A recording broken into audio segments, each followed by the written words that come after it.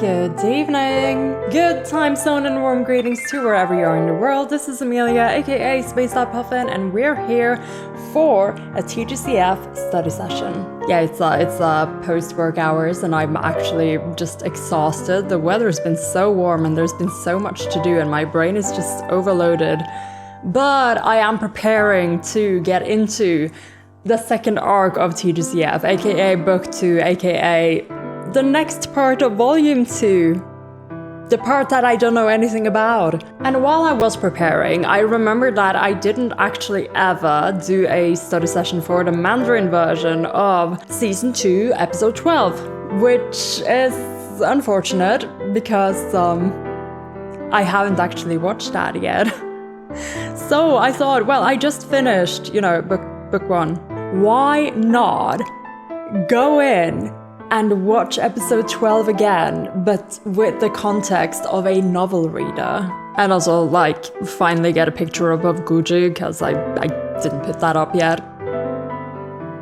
Yeah, now that I understand that this might be a recurring character, I feel like they need a picture. I'm not getting Anle a picture though. Anle got on my nerves one too many times. The moment I realized that he's just been giving my boy a lot of trouble, it's just, he doesn't deserve a picture, I feel. Unless he comes back as a ghost or something. But gosh, I hope not. That role is already being filled. Vengeful Chandler ghost, that's Qirong. Let Qirong have this. And in order to maybe make my actual reading videos a little bit shorter to film, I thought that I'd also open this today at the end of the video. So until then, I'm just gonna put it over here so that I won't forget. For those of you who don't know what this is Sanlang. This is my mini doll that came after the Huachang one, so it's been in my closet for 2 weeks. I took it out to show you guys, but it's just been waiting for its time to enter into the light, to enter into the household. Yeah, my mini dolls have been doing great. Hua and Linian, I don't know where they are at the moment, but they're doing great. They're doing so fine. So I feel like since they are getting along as well as they are, it is time to finally introduce Sanlang. And I've been a little bit nervous about this whole thing. Before I even decided to get 2 Ghost King mini dolls, I was a bit afraid that Lian would be a bit stressed out, having 2 very I've heard it can be a little aggressive sometimes. I was just hoping it wouldn't be too much for him, but he took to the Huachang mini dolls so easily. They're inseparable. They really are. And I think that the fact that the Huachang one came with a gift really helped because, a part of him is always on Lian now. And just, it's really cute. I can't get over the packaging for the mini dolls, actually.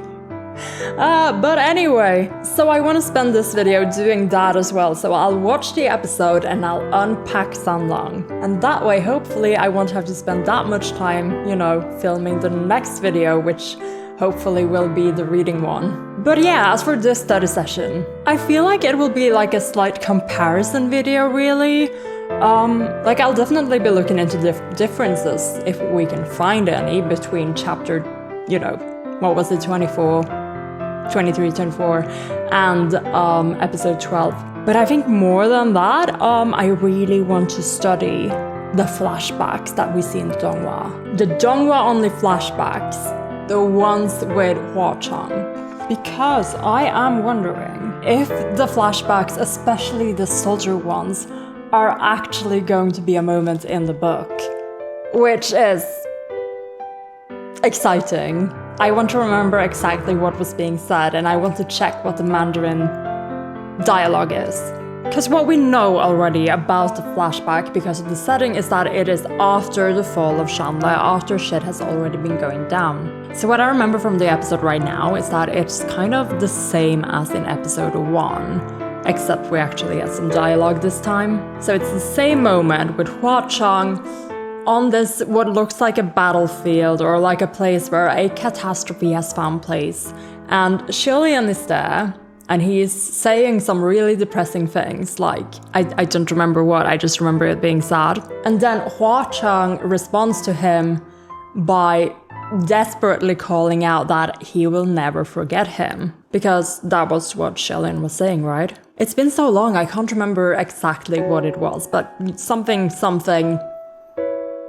it's going to shit, you should stop following me, kinda, sorta, vibe. As for why I keep saying Soldier Hwa Chang, it's the impression I'm getting. Like, when you see him in the flashback, it looks like he is wearing armor. And also, it makes sense. It makes sense to me, at least, that Hwa Chang would, you know, join the army of God. Like, his god is descending again to, you know, help fight the uprising, the evil others or whatever. So, of course, Hwa Chang would volunteer, would join in. So that he could, you know, be with God. Fight with God, protect God. Like, we have every reason to believe that he's a little bit obsessed like that. So I'm expecting Shellyan and Soldier Hwa Chang interactions, but the next question is, how many interactions are we talking about? When, where, how? Because we already have a few Shellyan child Hwa Chang interactions that I did not expect, that I've just recently, you know, learned about. So I made a list. The first time is, you know, the first time. Hwa Chang as a child falls from the wall during the parade at the Avenue of Divine Might. And the second event that the short film talks about, like, I don't even know if this is the second time, I don't think so. Like, chronologically, this is probably not the second time that Hwa Chang and Shellyan have met while Hwa Chang was still alive. But the second event that the short film shows us is when Hwa Chang is praying at a shrine for the crown prince and Shellyan descends to save him from his bullies. Breaking a rule or two, apparently, Muqing and Fengshen can be heard in the background, being a bit Your Highness about it. God, that scene makes me... I can't watch that scene, I end up crying. It's so good, ugh. But either way, there's also a third instance where we, in the Ghost City part of this arc, get Shellyan remembering this one child who's like desperately eating. Like, he remembers it as he's looking at Long Ying. And from the Donghua, we know that that child is 100% meant to be Hwa Chang. So I wonder if he has, in some instance, actually ended up feeding Hwa Chang when he was, like, you know, really starving, or if he actually did watch over him a little bit. Like we don't know yet. We don't have any clues to that one just yet. Now, the fourth time is one that I just recently learned about, and it is through Shellyan's little story of how Chirong, once upon a time, beat up this little child, not even 10 years old or something, and it was a gruesome affair. And come on, it's totally Hwa Chang. Yeah, we're still awaiting confirmation, but come on, it's Hwa Chang. It's gotta be Hwa Chang. It's Hwa Chang. There are no other children in Shanle except for Hwa Chang. And now, the fifth time that we have some sort of confirmation from Hwa Chang as a soldier or something on this battlefield with Shellyan. We've seen this flashback in Season 1, Episode 1, and we're seeing it again in Season 2, Episode 12. Soldier Hwa Chang calling out to a distraught Shellyan, who's, you know, watching his kingdom fall or whatever. I'm not exactly sure where in the timeline we are, but it is past Shanle's fall. And those are honestly all my notes on this. I'm looking forward to the flashbacks. Also, listening to the Donghua voices again, it's been a hot minute. It's been a whole summer, actually. Like, when I go looking for screenshots like this one, I sometimes end up, you know, listening to parts of the Donghua again. It's just, it's so fun. I miss the animation. I really wish Season 3 was a thing. And maybe that is why I'm being so slow about this. Like, I really wished that there was a third season for me to explore. But at the same time, I am so deep in TGCF right now, I can't stop. I'm not gonna stop. So we're doing all this so that we can finally get into the second arc of the story. Of a 5-arc story, like, there are still so many arcs to get through, oh my lord. Like, I feel like I've only scratched the surface of this whole thing. Well, I think my progress bar says 17% of the whole story, which is not that much. There's so much left. So much left to explore, and I feel like it's gonna get even more complicated. I wonder if this arc that we're gonna spend in the past is gonna be as long as the first one, or if it's gonna be shorter. You know? But then again, that's neither here nor there. I have Gucci here because we need to put him up. If I could just get the tape. And there we go. So Gucci needs to go next to Qirong. I know we all hate it, but that's where he is. I'm really hoping that Shillian is gonna pick him up, because Guji's unfortunate little situation is that Qirong is currently possessing the body of their father, and they don't understand what is going on. They don't understand why their dad is being the way he is, and why this mean man is trying to hurt the dad. It's a mess. It's a whole mess. So I do hope that Shillian will pick Guji the fuck up from his crazy-ass cousin soon. Immediately. I don't think ancient fantasy China has child protection services, but we have the next best thing. We have Shillian adopting kids for his little pretty shrine orphanage. So let's put Guji up to...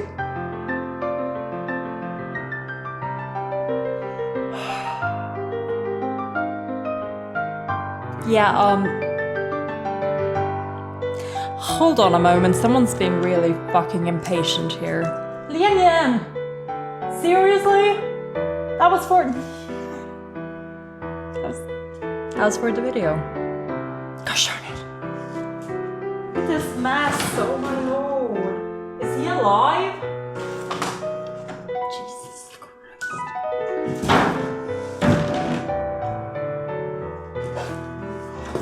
Well, at least the box is full, look at you.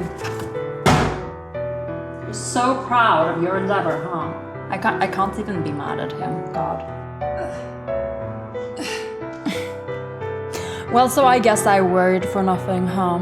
You were really eager to meet him, huh? Give me a second, I need to help him get dressed. So this is Sanlang. Gosh, he's so cute actually. Yeah, so he does not have a creaky skeleton because, you know, Sanlang is a youth. He is not an 800-year-old ghost king. He is young, limbs still fresh and, you know, working order. Sanlang comes with the same sort of fabric for hair as Huachang and his crooked little ponytail, which is absolutely wonderful. I just realized that both Sanlang and Huachang have these little flowers in their eyes, which is actually such a cute detail. And of course, Sanlang as well comes with the tattoo, which I'm like, does Huachang have the tattoo in all his forms? Is that like his signature, if you know what I mean? The one thing he doesn't change? Which would be kind of funny if that was like one of the ways that someone revealed him at some point in the story. He comes with a cute little butt and a package of fun things, as well as his immigration documents. So, what is the nickname version of Sanlang? I mean, Sanlang is already kind of a nickname, right? Like, I can't call him San. Lang Lang? You guys are gonna have to help me out. I mean, Sanlang is cute as it is, isn't it? But let me know if there's like a widely used nickname that people give their Sanlang mini doll. Now let's get you dressed. This time, luckily, I do have instructions on the side of the package. So, let's find the shirt. Okay, so like Huachang, Sanlang comes with this pair of pants and this super cute tunic undershirt that he wears under his robes. Like, it's only one piece of fabric and then they have some detailing on the inside to make it look like it's layered, but I think that's fine. I think that's nice. Because he also has his outer robe, and I think having too many layers on the mini dolls would make them look a bit clunky. He comes with cute little shoes, not the leathery kind that Huachang has. Those are special, the special leather boots. Maybe the Crimson Rain breed only develops leather boots when they reach a certain power level. His little set of red robes with the gold detailing and the little pink lining. Gosh, he gets cuter and cuter with every layer I put on. Look at you! And now we only have the details left.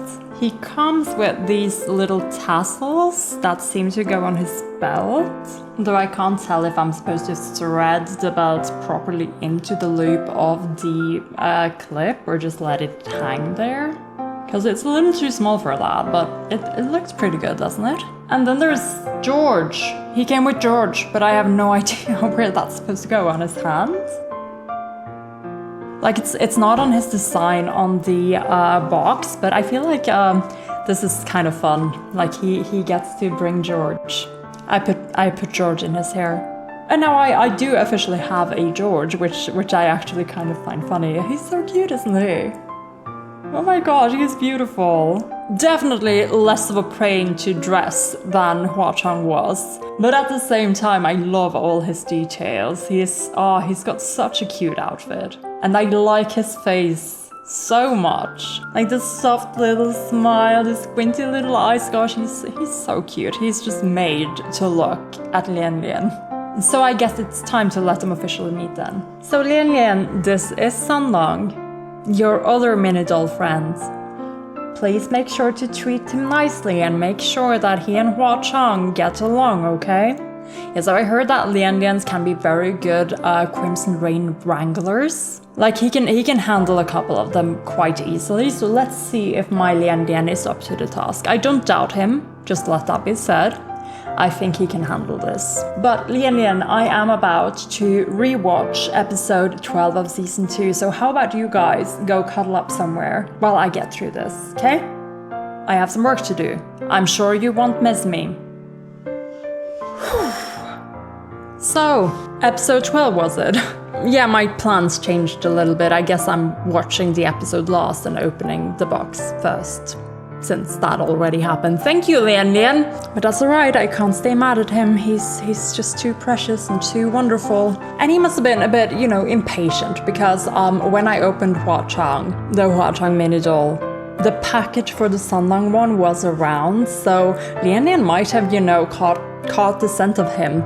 But okay, you guys. It's been a while since I've done this, but let's get our pens ready, get your paper ready, and let's see if we can catch something worth talking about in TGCF's Season 2, Episode 12. Let's roll. 说好的一瞬间，如何？行了行了，你这浮尘的毛都快抹我一脸了。Gosh, I love this scene so much. 山狼，你要回鬼市了吗？不过，你要是想跟我回鬼市，我也欢迎。下次吧。Okay, I actually did miss their voices. It's so nice to just listen to them talk again. 或许这样也未尝不好吧。想太多，你只管做就是了。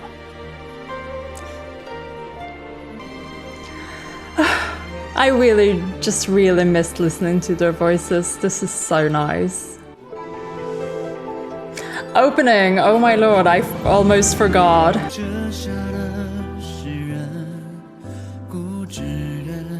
I can't believe that they showed us Sherwoodoo. I'm so sure that was Sherwoodoo in the opening, and then they just never mentioned him again. Oh, this is so painful now. Okay, a little confession. I was grabbing some screenshots, or trying to grab a screenshot from the, I was about to say bonus episode, from the short film, from the first short film. And the opening is like a more acoustic-ish version of this song, right?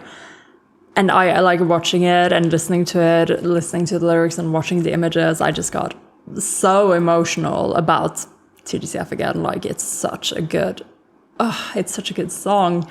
It's got amazing lyrics, and the visuals they used for the short film. God, I fucking love Hualien. 这人挺够意思的呀，是怎么结交到的？ Ah, the Windmaster approval. We like that for us. 是吗？大概吧，我也这么觉得。 Oh. 放心。 The music really just emphasizes how sorry he is looking. 没什么好说的。Oh, awkward. 你们两个进去确认一下还有没有漏网之鱼，咱们就回仙境吧。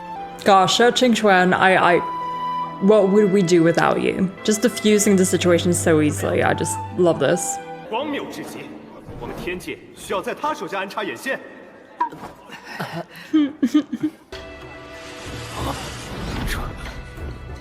Yeah, Function making a scene. The little fucking laugh they made him do. I don't think that was in the novel. 如今事故频发，恨不得一天一两次，也怪不得敌军疲累了。花城坐拥一个鬼市，信徒那么多，会在乎区区一个极乐坊？我看呐，不不一定是因为太子殿下得罪了他才闯仙境的吧？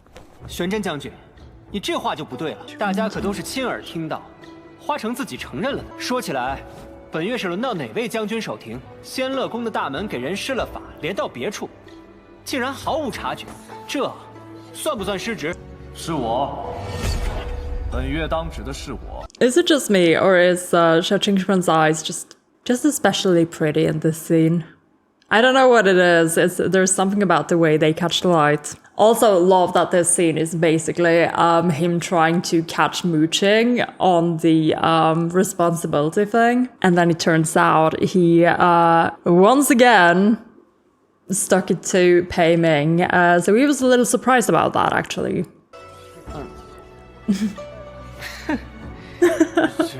Oh yeah, that has had a rough day. 他说什么了？ Someone passed the wine. 他说，永安国刘金燕之事另有隐情，他会自行处理，望旁人不要插手。什么隐情？具体没说。 Yeah, Mooching, you weren't there for the reveals. You were busy being here, talking smack. 我们还在这起什么 I 劲？ feel like I'm being unfairly mean to Mooching lately, but he's annoying me a little bit, so maybe that's why. 想不到这仙乐太子每次捅出什么篓子，帝君说要审，之后都不了了之。原来是尊大夫呀！ Yeah. 有眼不识泰山，今后说话小心点吧。你若是一直咬死了血洗刘金燕的是你，那才真的麻烦呢。其实， Again, John Woo's face just cracks me up here. 仙乐，你这事儿做的真是吃力不讨好，里外不是。This is yeah. Again, this is very, very different from Hua Cheng's response to all of this, which is, you did the best you could do, right? Like, he is comforting Sholian and doing it by also validating that no one could have done this better, right? And then you have the Emperor who's like, my boy, why would you do this? Why would you make this mess for yourself and everyone else? Like, something. 仙乐，你这事儿做的真是吃力不 More 讨好， specifically, 里外不是。 the effort you put into this was hardly rewarded. Like, there was no point in this. 不过眼下我在想点别的事。有什么有趣点的，让我也高兴一下。帝师，是您派去鬼师卧底的吗？ The joy. 这是为何？因为先对天界出手的那个人是花城。这么多年来，花城的消息都太快、太精准。您有证据吗？就是苦于没有确凿的证据，我才让明仪混入鬼界的。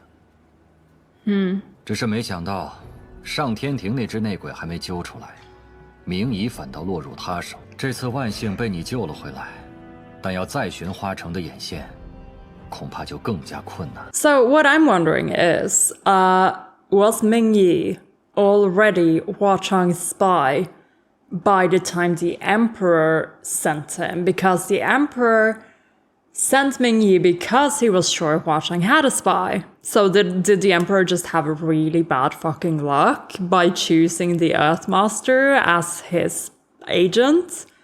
While he was already working for Hua Chang for whichever reason is behind the secret beef.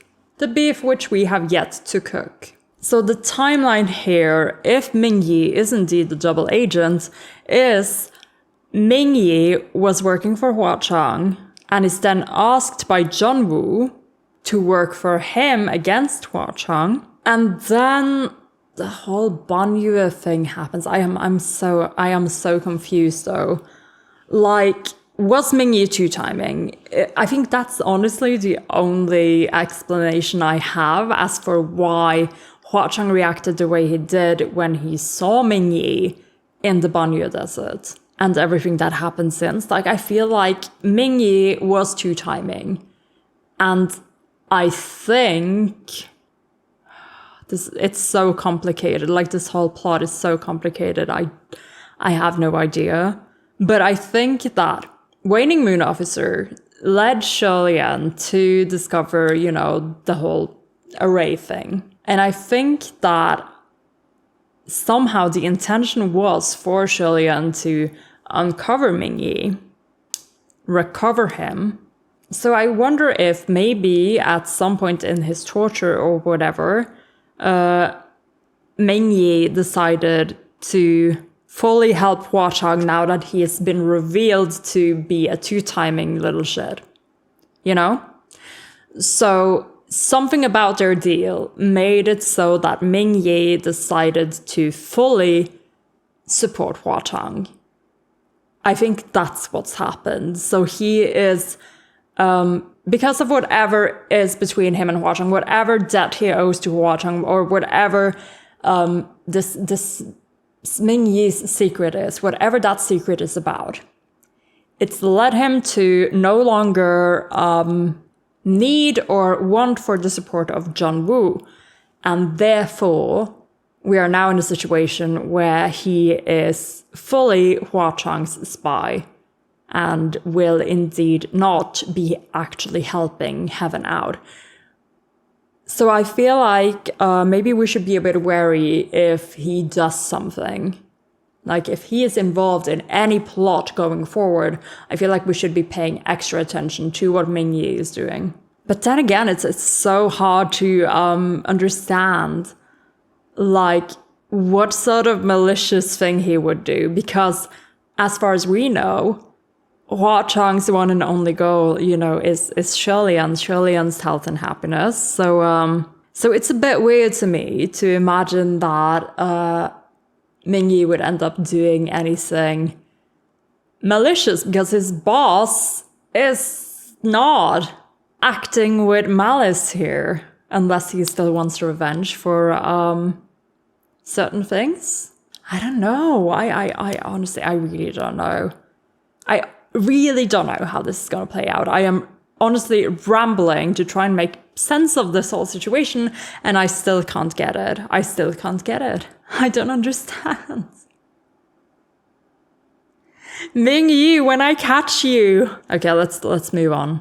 你便当除了你之外，谁都有可能吧？也许只有一个。 Like back to this, with everyone was a possibility.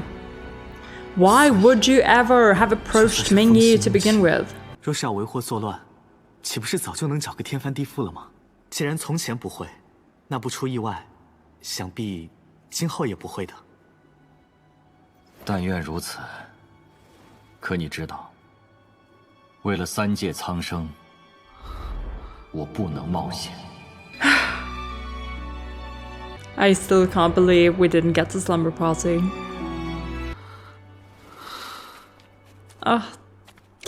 His expressions and everything, it's so painful. 受什么卫士活该，反正我也死不了，全算在我一个人头上，不好吗？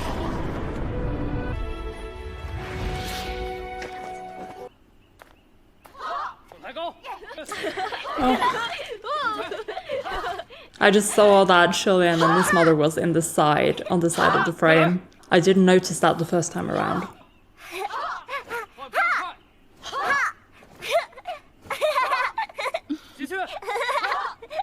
God, he's so cute.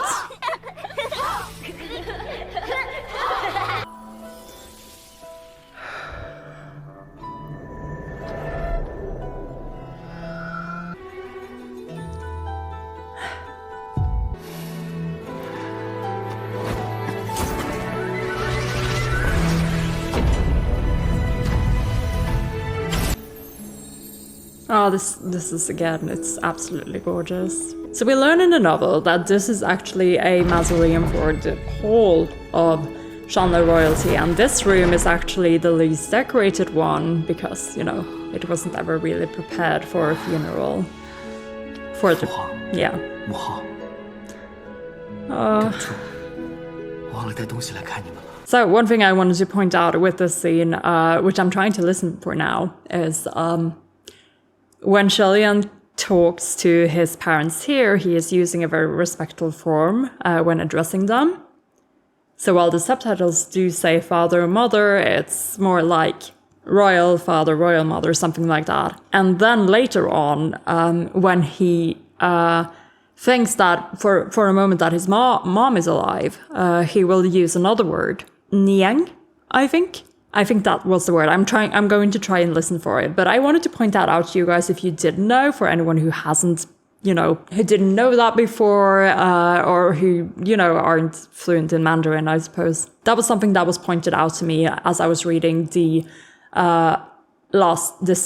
corresponding chapter in the novel. And I think it just makes the scene when he calls out to his mom in the more familiar way even more heartbreaking, honestly. Like, he's feeling so alone, and so like he came here to sort out his thoughts, talk to his parents, and then for like a second, when he thinks for that brief second that his mother is alive, he desperately wants her to be, even though he quickly goes like, well, no, that's impossible actually.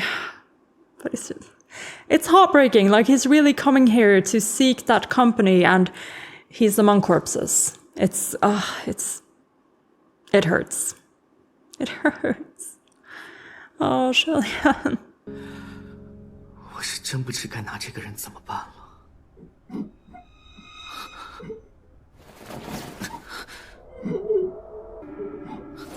呀，是你吗？ No.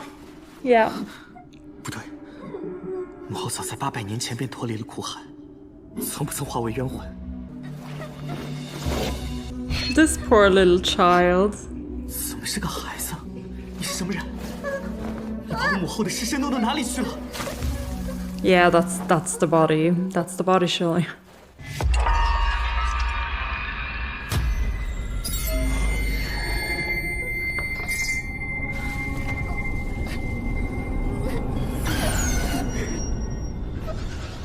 Gosh, the sound design of this scene is so good, actually.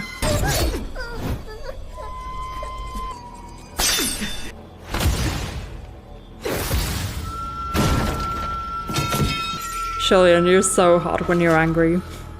I know, it's the wrong moment for this, but still, oh my lord. 盗墓贼吗？禽兽，滚出来！我要杀了你！孩子表哥，又见面了。 So is that his ghostly essence? They're certainly not his ashes, right?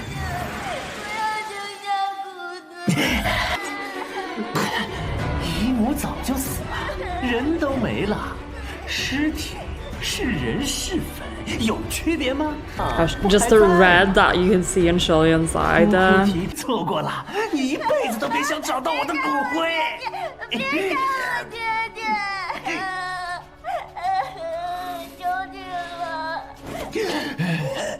Gosh, this poor child. 何其的失败呀！你心里一定恨死我了吧？是不是刺的心都在滴血呀？你就来杀了我呀？还是说因为这个人你就不敢了？到底会怎么做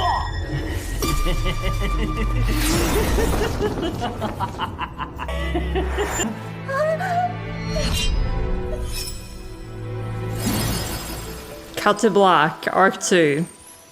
Except we get this little part first. Let's pay attention, because we're getting the little Bonnieu first. Like, she doesn't even like reappear for a while, but then we have this scene. We don't actually see the Shillian with the umbrella scene. This scene looks like Shillian in his white robes. So when he was traveling, because he was wearing, these same white robes when he was fighting the demon on the bridge, and I don't know when this would have been.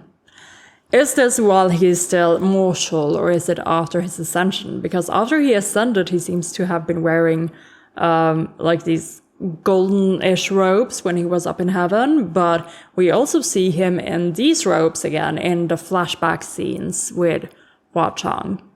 So I think like these white robes are his standard thing that he goes to. But this scene with the umbrella, which Hua Chang later has, I don't know. I don't know. Is this the same? It's not the same scene as we see in the short film. This must be another scene, right? Which means that we can add another moment to our list, maybe. Let's study this a little further. 第3个人的粮食也不够怎么办？ 3条人命啊，换解释太平，是我也会这么做，谁也不会做得比你更好了。三郎，不要把某个人想象得太过美好。 Because yes, here we are. This is a very different scene. 一旦靠近，相识相知。 This is the scene I'm on about. 所以，忘了吧，反正很快就会没人记。 That is definitely a soldier getup. 殿下，不会的，不会的，我不会忘的。我永远也不会忘了你的。 Yeah, no, I can't handle this. How the fuck am I gonna get through this scene in the book if just like I already knew it was coming, but oh my god. That was even better. That was even better than in the dub, actually. Like, the dub performance is great, but what they did here, like, I'm gonna have to go back and listen to it again, but they layered the slightly older Hua Chang's voice with the child Hua Chang, and it's just, it's heartbreaking. Oh my god, let's, one more time. I'm hating myself for this already, but we're gonna do it one more time. So, forget about it. No one will remember it soon anyway. Oh my god.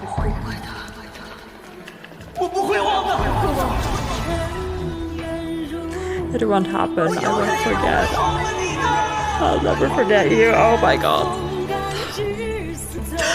Paired with the fucking ending music and the cut to Sun Long, I can't. Ugh. He's so pretty.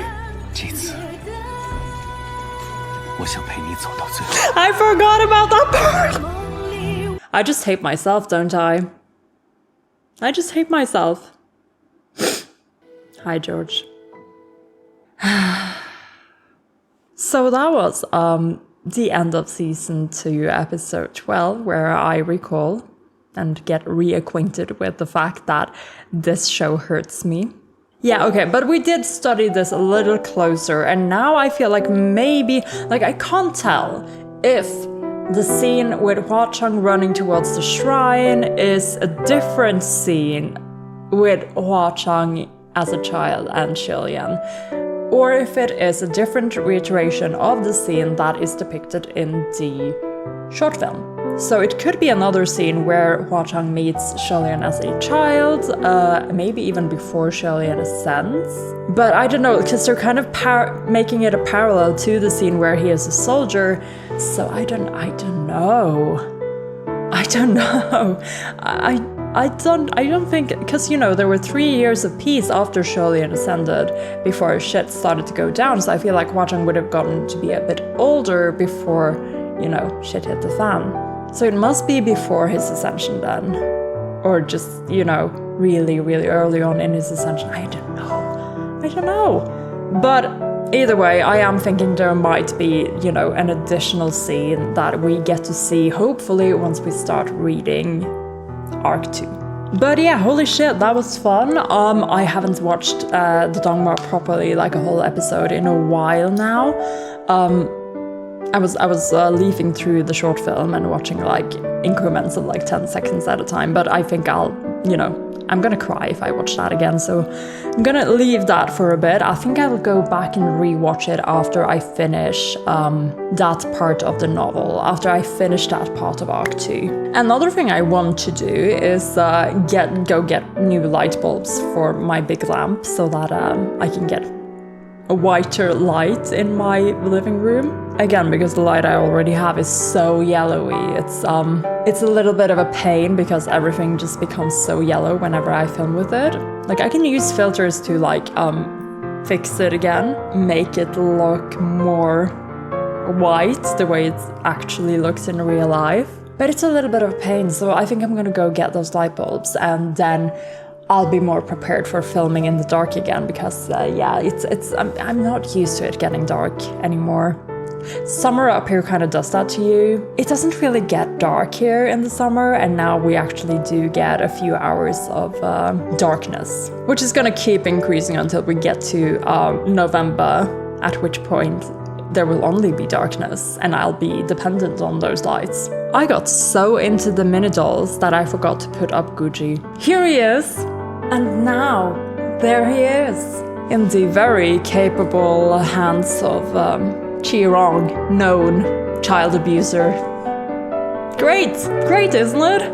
Yeah, I have no idea what that sword swing is gonna turn out to be. I feel like he's not gonna kill the father or go after Qirong like that. It might happen. It would have been an incredible twist if Shillian actually does kill the father to get Qirong to evacuate the body and then, you know, ends up taking care of Guji as a sort of, well, I did kill your dad kind of thing. But I don't know, I feel like he's gonna knock him out or something. And you know, he knows Langton Cho is looking for Qirong. So, question is he gonna give him up to Langton Cho, or is he gonna keep Qirong and hide him? Those are my theories for what will happen next in the present.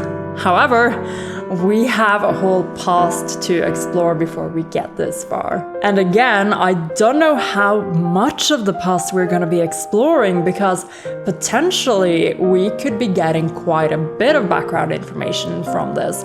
We could potentially be talking, you know, pre-Shanlefall, during Shanlefall, and post-Shanlefall. I have no idea when this flashback is going to stop, and that's exciting. I'm saying flashback because it is a flashback, but no, it's I don't know if it will be treated as a flashback in the story. Are we gonna go into arc 3 and Shillian is gonna be like, well, that sure was something to think about, that sure was a nice dream, like, yeah, like that could happen, but I'm not particularly fond of that. Rather, I think it's better if we just stick to TGCF being a two-layered story, which is how it's been explained to me, or how I'm understanding it. So a two-layered story in that we have the present timeline and then we have the past timeline, and we're gonna explore both of them through these arcs. Which makes me even more curious what the third arc could possibly be about, and again, how long the second arc is gonna be, because the first arc was almost 2 whole volumes. However, the third arc, like the third volume is the Titanic volume. We have Hualien on the volume, like grown-ass Hualien. So how much of volume 3 is gonna be the second arc, and how much of volume 3 is gonna be back to the present? We don't know that yet. Well, you guys know that. I don't know that yet. I'm gonna find out. Don't tell me. I'm finding it out. Which means that potentially we're not gonna spend that much time in the past. Is the second arc gonna be the past and the present? Useless rambling. Why am I still talking about this when I can instead, you know, end the video here, start editing, and then get a step closer to actually figuring it out for myself? How about I do that instead? How about we just do that instead? That sounds so much smarter. That is such a clever way of doing this. Don't you agree? Okay, that said, I do have another project that I do want to get out before actually diving into arc 2, which is, I promised I would do another ranking of the characters from season 2, aka as far as we've been reading in the novel as of right now. So once I've gone through this and done a few more notes and gotten ready to read, I'm gonna do the character ranking as well. Which is gonna be great, because I'll just be using the same notes from last time, except I'll print out some new ones now that we actually have a face for characters like Junwoo and so on. But okay, so now that we've confirmed that I still get emotional about this show, thank you for joining me for this study session. This has been Amelia, aka Spaced Out Puffin, and I will see you in the next one.